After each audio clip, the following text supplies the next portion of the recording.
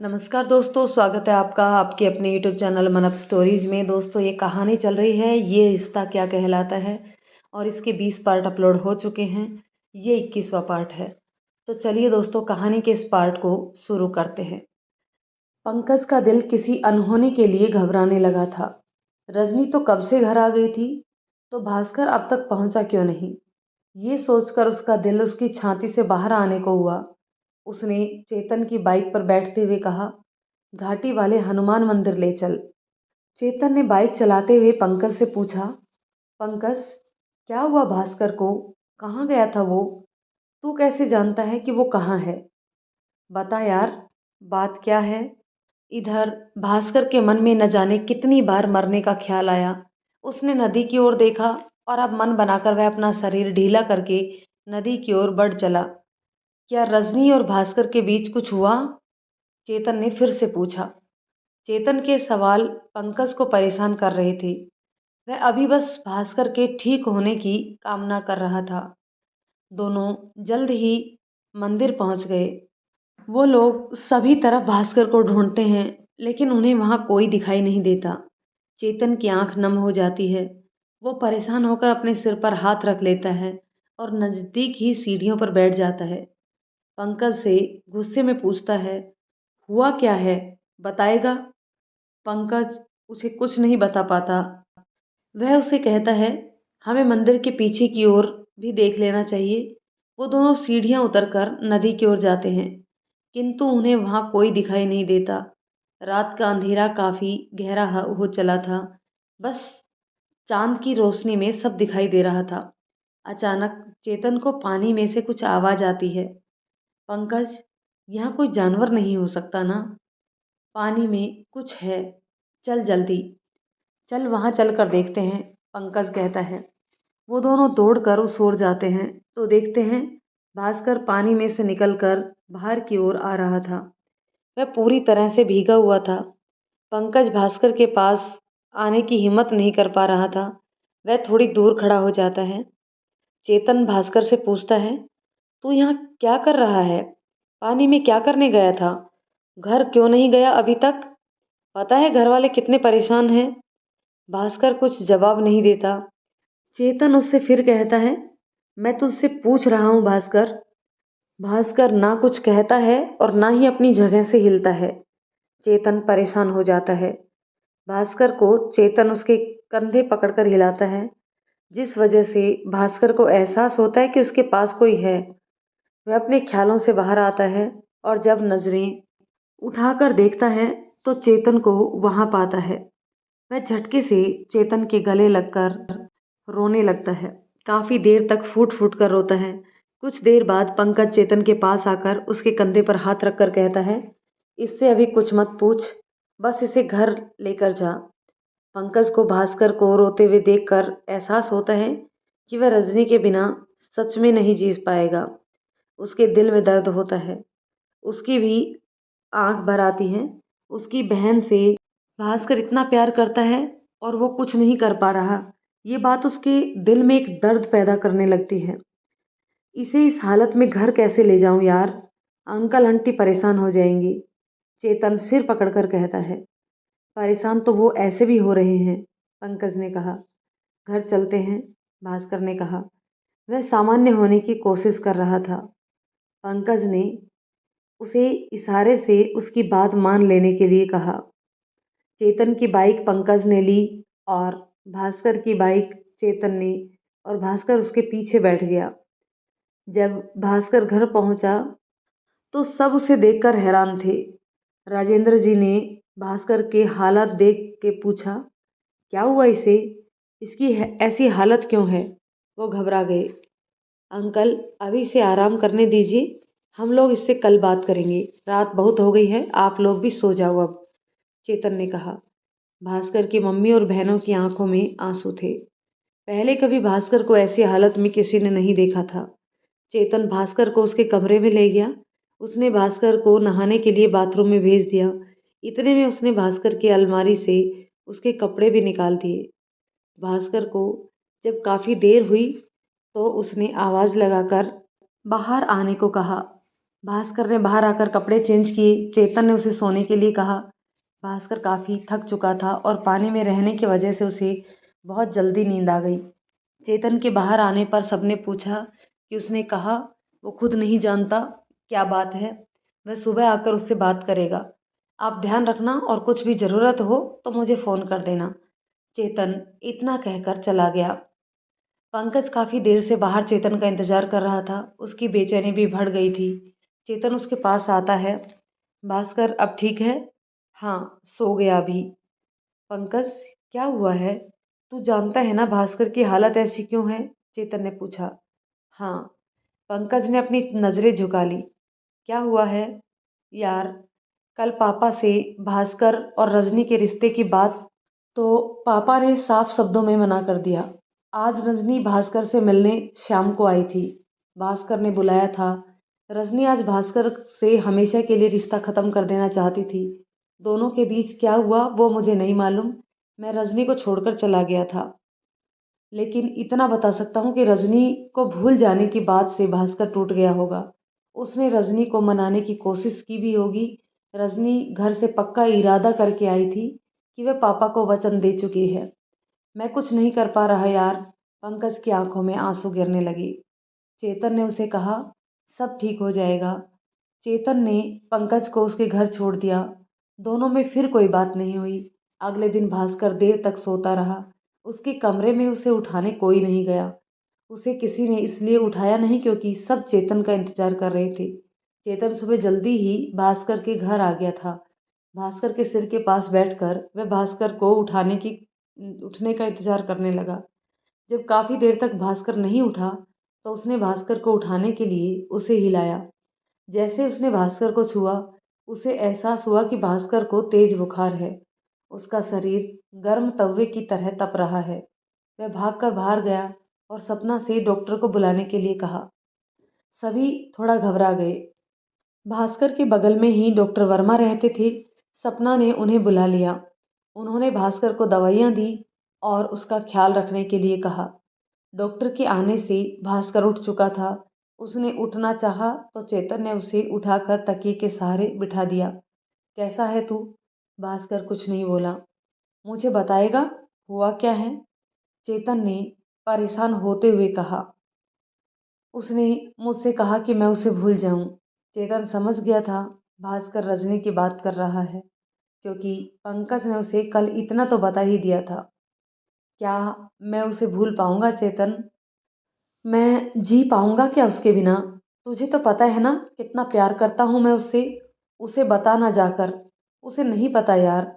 वो जानती है भास्कर कि तू उससे कितना प्यार करता है। देख भास्कर, रजनी खुद तेरे बिना नहीं जी सकती। अभी परेशान है वो। थोड़ा वक्त दे उसे। वो वापस आएगी। नहीं आएगी इस बार। भास्कर बड़ी मुश्किल से इन शब्दों को कह पाया। धोखेबाज कहीं की। बस एक ना में ही पीछे हट गई। कहती थी सारी दुनिया से लड़ सकती है मेरे लिए।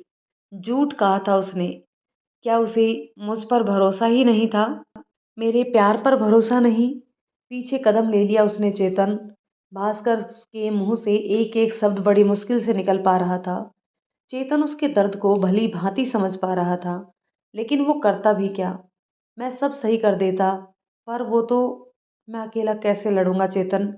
अब तो उससे भी लड़ना होगा।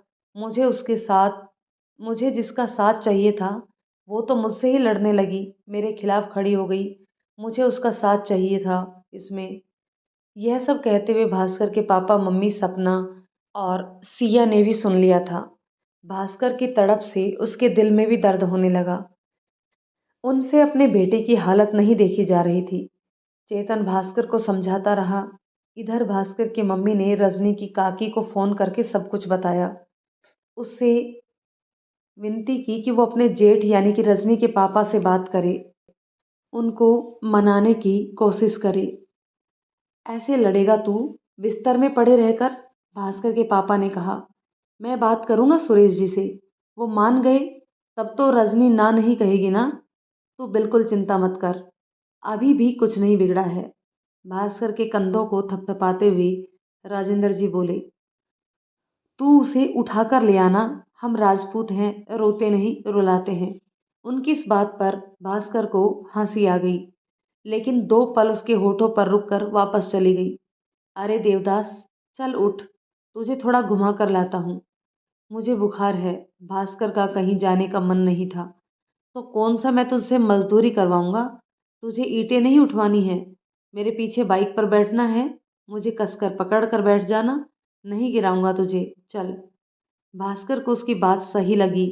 बाहर जाकर वह थोड़ा सा फ्रेश महसूस करेगा, सोचकर वह उठा, चाय पी, तैयार हुआ, दवाई ली और चेतन के साथ निकल गया। सुन, रजनी की गली में ले लेना, कल से वह भी परेशान होगी, भास्कर ने कहा। मुल्ला साहब की दौड़ मस्जिद तक, चेतन ने कहा। अभी तक तो उसे पता ही नहीं क्या कह रहा था। वह रजनी की गली तक गए ही नहीं थे कि रजनी उन्हें मंदिर जाते हुए दिखाई दी। वह बहुत उदास थी, उसका चेहरा मुरझाया हुआ था। वह रात भर सोई भी नहीं थी, उसके चेहरे से साफ पता चल रहा था। उसने चेतन और भास्कर को देखा ही नहीं, बस अपनी ही धुन में चली जा रही थी। खोई खोई सी वह रास्ते पर चल रही थी। भास्कर को उसे ऐसे देखकर तकलीफ होने लगी। भास्कर का मूड खराब हो गया। उसने चेतन से घर चलने को कहा। वो लोग वहां से वापस भास्कर के घर आ गए। उसी दिन दोपहर में पंकज किरण से मिलने गया। किरण के मामा जी, जैसा कि बताया था, कि खुले विचारों के हैं, इसलिए पंकज के बारे में किरण उन्हें बता चुकी थी। पंकज किरण के घर ही उससे मिलने गया। मामा और मामी घर से बाहर किसी काम से गए थे। मामा जी का बेटा नौकरी पर गया था। बस किरण के पास उसके मामा की लड़की कंचन थी, लेकिन पंकज से हाय बोलकर वह भी अपने कमरे में चली गई। किरण पंकज को अपने कमरे में ले आई। पंकज काफ़ी परेशान था। उसे परेशान देखकर किरण ने पूछा, क्या हुआ पंकज? वह किरण की गोद में सर रखकर लेट गया। वो बहुत हारा हुआ सा महसूस कर रहा था। किरण ने उसके बालों में हाथ घुमाकर पूछा, इतना परेशान क्यों हो? किरण, पापा ने रजनी भास्कर के रिश्ते के लिए मना कर दिया। भास्कर टूट चुका है। बात शुरू करते हुए पंकज ने किरण को सारी बातें बताई। भास्कर आत्महत्या करने वाला था। किरण ने आश्चर्य से पूछा। हाँ, पंकज ने परेशान होते हुए कहा। अगर उसे कुछ हो जाता तो? मेरी समझ में नहीं आ रहा कि मैं क्या करूं। पंकज, तुम्हें पापा जी से एक बार और बात करनी चाहिए।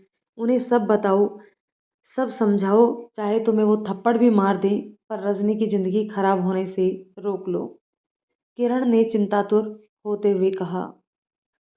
सही कह रही हो तुम, मैं अभी जाकर पापा से बात करता हूँ। कहते हुए पंकज उठा। उसने किरण के माथे को चूमकर उसे गले से लगाया और कहा, थैंक यू किरण। किरण फीका सा मुस्कुराई। पंकज तुरंत घर आया। सुरेश जी टीवी देख रहे थे। पंकज ने कहा, पापा, कल रजनी ने भास्कर से शादी करने से इनकार कर दिया। उसे यह भी कहा कि वो उसे भूल जाए। सुरेश जी मुस्कुराने लगे। उनके चेहरे पर गर्व के भाव थे। पर आप जानते हो फिर क्या हुआ? क्या? सुरेश जी ने उत्सुकतावश पूछ ही लिया। भास्कर ने आत्महत्या करने की कोशिश की। हम लोग रात को 12 बजे तक उसे ढूंढते रहे, और जब वो मिला तो बहुत बुरी हालत में था। पापा, कल से रजनी भी मुस्कुराई नहीं है। क्या आपको इज्जत और समाज की खुशी किसी की जान से भी ज़्यादा बढ़कर है? पंकज की बातें उन्हें अब चुभने लगी थी। पापा, वो लोग एक दूसरे के बिना जी तो लेंगे, लेकिन जिंदा लाश बनकर।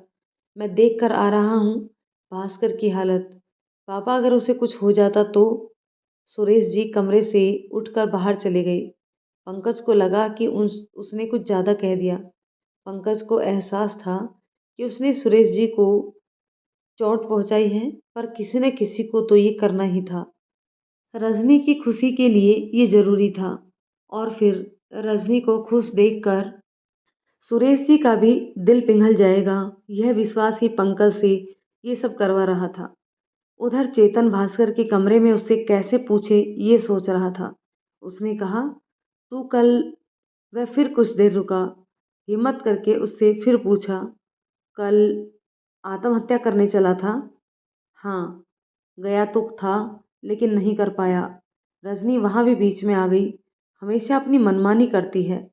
उसने मेरे हाथ को अपने हाथों में लेकर वचन लिया था कि मैं कभी कोई गलत कदम नहीं उठाऊंगा, भले ही हम साथ रहे या ना रहे। मैं जब सर तक पानी में उतरा तब मुझे एहसास हुआ कि रजनी के हाथ मेरे हाथ में हैं और उन्होंने मुझे बाहर खींचा। तुमने मुझे वचन दिया था भास्कर। ये आवाज़ कानों में आई और मैं बाहर आ गया।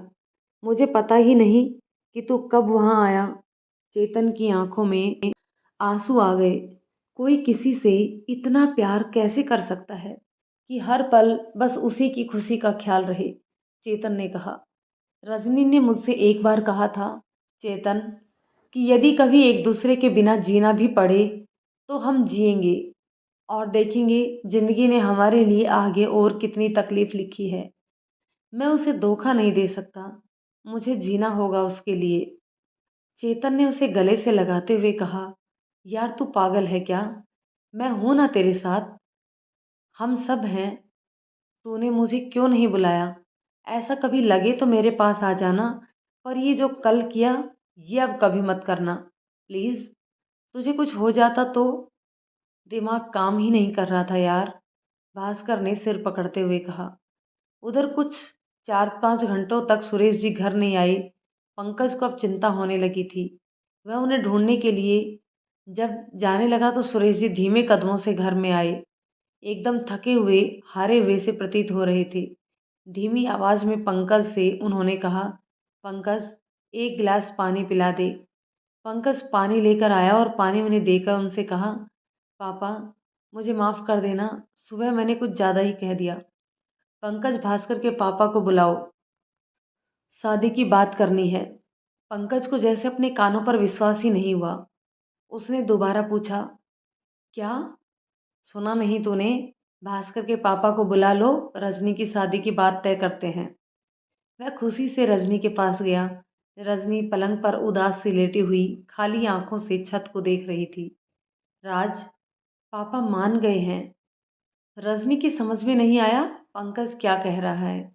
उसने सवालिया नज़रों से पंकज की ओर देखा और उठकर बैठ गई। पापा भास्कर के पापा से मिलना चाहते हैं तेरे रिश्ते की बात करने के लिए। रजनी को यकीन नहीं हुआ। वह अब भी अविश्वास से पंकज को देख रही थी। उसने चेहरे पर उसके चेहरे पर कोई भाव नहीं थे। मैं सच कह रहा हूँ राज, पंकज ने खुशी से कहा। रजनी की समझ में नहीं आया कि वह हंसे या रोए। मिले जुले भावों के साथ जब उसने हंसने की कोशिश की तो उसकी आंखों से अनवरत आंसुओं की धारा बह निकली। वह पंकज के गले लग गई। पंकज उसके सिर पर हाथ फेर कर उसे चुप कराने लगा। अब तो हंसने का समय है पगली, रो क्यों रही है? पर यह हुआ कैसे? रजनी ने भर्राई हुई आवाज से ही पूछा। पता नहीं। रजनी ने भगवान का धन्यवाद किया। उसने बाहर झांक कर सुरेश जी की ओर देखा तो वो सामान्य लग रहे थे। उसने झट से दुपट्टा डाला, बाहर गई और चप्पल पहने और बाहर जाने को हुई तो सुरेश जी की आवाज़ ने उसे रोक दिया। कहाँ जा रही है? रजनी ने उनसे नज़रें मिलाए बिना ही कहा, मंदिर। सुरेश जी मुस्कुरा दिए। रजनी ने कहा, पापा, थैंक यू। पंकज भी आज भगवान को धन्यवाद कहना चाहता था। शाम हो चली थी। रजनी की काकी विजया उन्हें प्यार से जया कहते थे। भास्कर की मम्मी को फ़ोन करती है और दोनों मंदिर में मिलने का तय करते हैं। भास्कर की मम्मी मंदिर आती है।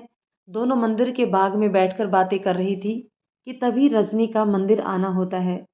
भास्कर की मम्मी रजनी को देखकर जया से कहती है, ये लड़की कैसी है जया? मेरे घर के लिए सही रहेगी भी या नहीं? डर बना रहता है। लेकिन भास्कर मानने को तैयार ही नहीं है। वो पागल हो चुका है इस लड़की के पीछे। क्या राज भी भास्कर को पसंद करती है? रजनी की काकी ने पूछा। हाँ, दोनों ही एक दूसरे से प्रेम करते हैं, भास्कर की मम्मी ने कहा। विजया के चेहरे पर एक अजीब सी मुस्कुराहट थी।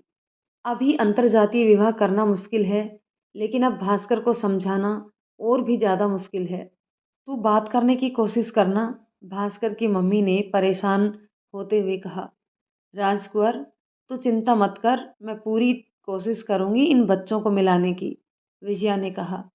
रजनी दर्शन करके मंदिर से बाहर निकलती है। पार्थ मंदिर में आता है। वह रजनी से मिलता है। रजनी को उसे देखकर बिल्कुल अच्छा नहीं लगता। कुछ देर दोनों बात करते हैं। रजनी के बात करने से लग रहा था कि वह थोड़ा नाराज़ थी और फिर पार्थ रजनी को एक कागज़ का लिफाफा देकर चला जाता है। रजनी उसे काफ़ी देर तक देखती रहती है और जब पलट कर जाती है उसे भास्कर की मम्मी दिखाई देती है अपनी काकी विजया के साथ। विजया के चेहरे पर एक कुटिल मुस्कान आ जाती है। उधर उसी समय भास्कर के पापा रजनी के घर आते हैं। उनके साथ महेश भी था और प्रकाश जी को भी बुला लिया जाता है।